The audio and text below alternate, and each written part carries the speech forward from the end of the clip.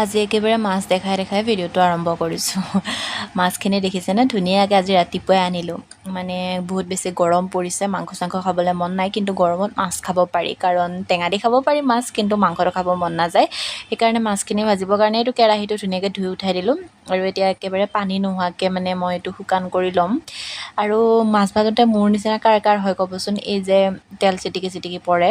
মোৰ যে হাতখনত কিমান জেগাত তেল চিটিকা মানে চিন আছে, মানুহে দেখিলে ভাবিব বৰ বেছি মই কাম কৰোঁ। অৱশ্যে ইমান কাম নকৰোঁ, কিন্তু বহুত তেল চিটিকা মানে চিন আছে আৰু এই তেলখিনিত যে এনেকুৱা দেখিছে, দেখা এটা ৰহস্য আছে। মানে কালিও মই মাছ ভাজিছিলোঁ, মাছ বনাওঁতে যথেষ্টখিনি তেল ৰৈ গৈছিল, বাতিত থৈ দিছিলোঁ, সেইখিনি দিয়ে অকণমান ভাজিলোঁ, কাৰণ এনেই পেলাই দিব মন নাই, যিহেতু মূল্যবৃদ্ধিও বহুত হৈছে সেইকাৰণে।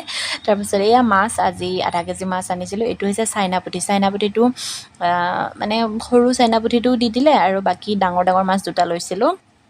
তাৰপিছতে ডাঙৰকেইটা এনেকৈ পিচ কৰি কৰি দিছে, আৰু কেৰাহীটোত ইমান বেছি ভাজিব একেলগে নাতে, যিখিনি আতিছে সেইখিনিয়ে দেখিছে। আৰু তেলখিনি দেখিছেনে কিবা মানে বেলেগকৈ থাকে, মানে অকণমান অসুবিধা হয় ভাজিবৰ কাৰণে, কিন্তু মানে উপায় নাই আৰু ইয়াতে আৰু অকণমান যোগাৰ মানে হেৰি কৰিব লাগে। এনেকুৱা কেৰাহীয়ে যিহেতু ইণ্ডাকশ্যনত খায়, সেইকাৰণে সেনেকৈ কৰিব লাগে।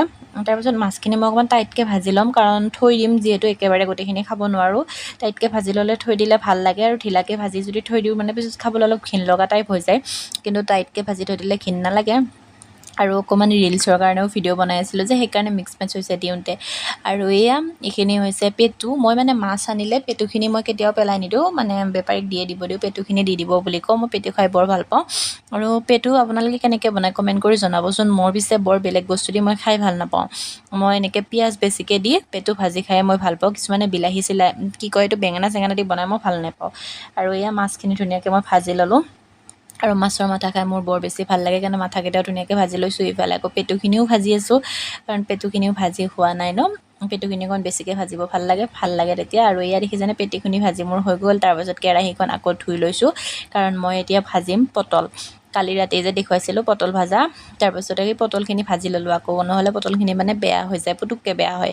আৰু এইবিলাক ভাজি হৈ গ'ল, ইফালে পটল ভাজিও হৈ গ'ল। আৰু ইফালে কাবুলী বুট তিয়াই থৈ দিছোঁ, মাজে মাজে খাই আছোঁ কাবুলী বুট। তাৰপাছত বিলাহী আৰু মাছৰ জোল বনাইছোঁ, এসাগৰমান পানী দিছোঁ। কাৰণ অকণমান টাইম আলু মানে কেঁচাকৈ দিলোঁ যে, আলু সিজাই দিলে কথা নাছিল, কেঁচাকৈ দিলোঁ কাৰণে। আৰু কেমেৰাটো ব্লাৰ ব্লাৰ হৈ গৈছে, কাৰণ বহুত বেছি ধোঁৱা খায় কেমেৰাটোৱে, সেইকাৰণে। তাৰপাছত মানে কেমেৰাত নাজানো পিকচাৰটো ইমান কিয় বেয়া আহে, কালাৰটো ইমান ধুনীয়া হয় ৰিয়েলত, কিন্তু কেমেৰাত এনেকুৱা ঠেলকা মানে বগা বগা হোৱাইট টাইপ আহি যায় কালাৰটো। তাৰপাছত ধুনীয়াকৈ বিলাহী, আলু আৰু মাছৰ জোল হৈ গ'ল। একেবাৰে মছলা চছলা মই ব্যৱহাৰ কৰা নাই, এনেকৈ খাব মন গ'ল যিহেতু। আৰু ডিছপাত আছিল, সেইকাৰণে ডিছতে লৈ ল'লোঁ পটল ভাজি।